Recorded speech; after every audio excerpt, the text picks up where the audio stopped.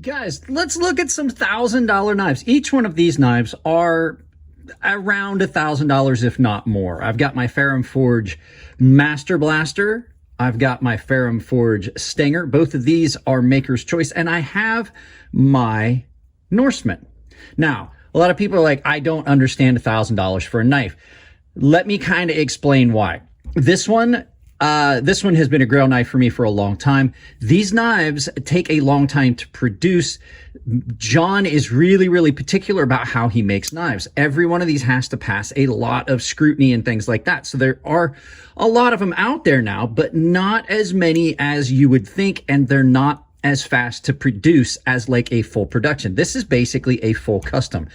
These are a little bit different. So what Elliot would do was Elliot would make a baseline knife, and then he would take that knife and a certain portion of them he would, well, this isn't a Maker's Choice, actually, this is commission. I'm talking about Maker's Choice. He would take these and then he would just go nuts and just carve them however he saw fit. He would have, sometimes he would have a theme with the stingers. Most of the Maker's Choice were a nautical theme or like an oceanic theme. This one was called the Mako.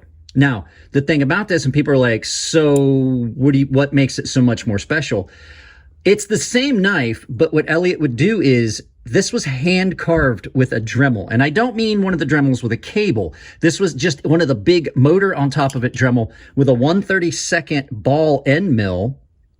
And he carved every one of those scales by hand. Everything on this has been carved and contoured by hand, including the ones that you're seeing, like these big cutouts. He did all of this by hand, and it was hand carved. Elliot's really an artist, so that's what makes these special.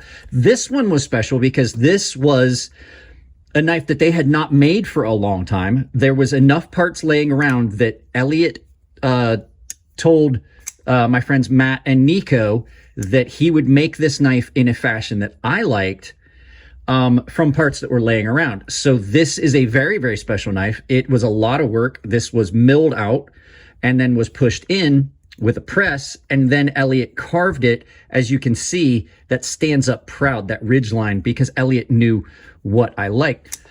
The fact is that these knives are really special because of the hand care that went into it. Not all the $1,000 knives you see out there are $1,000 for the same reason, but for these ones, that's why. There's a lot of care and detail that went into these.